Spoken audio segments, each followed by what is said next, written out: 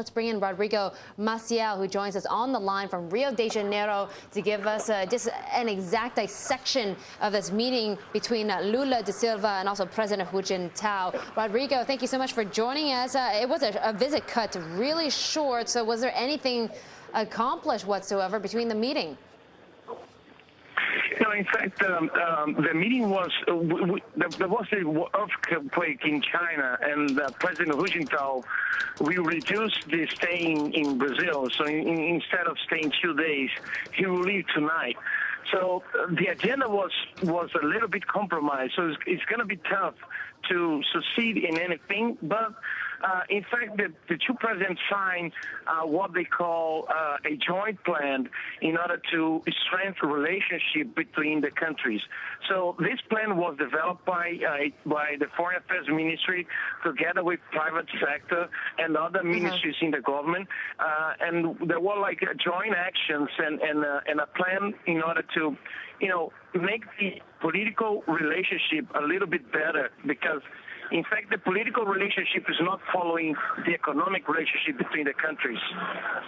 Rodrigo, let me just talk to you about, China overshadowing Brazil, because we talked about this earlier with Cecilia Tornaglia, a correspondent from Brasilia, and it looks like China's economic growth greater than Brazil's, and even their trade relations with the Mercosur countries, which are a lot of these prominent names in Southern America, such as Argentina and the like, is actually growing, whereas Brazil's exports to these countries are down. So don't you think this is a time of concern for this relationship, do you think?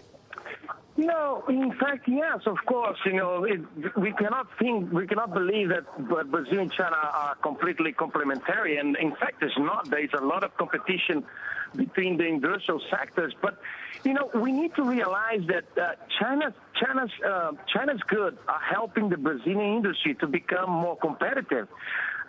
Let me explain you this. In fact, 70% of everything we buy from China, we are buying machinery and components for the industry.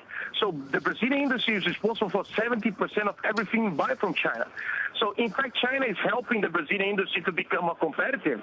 And of course, this will help us to gain more market in the world. But at the same time, we are competing with China in Argentina and in third countries. Rodrigo, let me ask you something. We have a minute here, but do you think Brazil wants to see China revalue its currency as well? Oh, yes, of course. There is this discussion going on inside the Brazilian government. And I think the decision was correct. I mean, Brazil realized that they are not it's not the right time to make any pressure on China regarding the currency.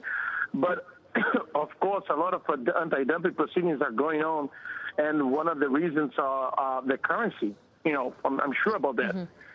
Okay. Rodrigo, thank you so much for your time. Rodrigo Maciel, who's the Executive Secretary of the China-Brazil Business Council.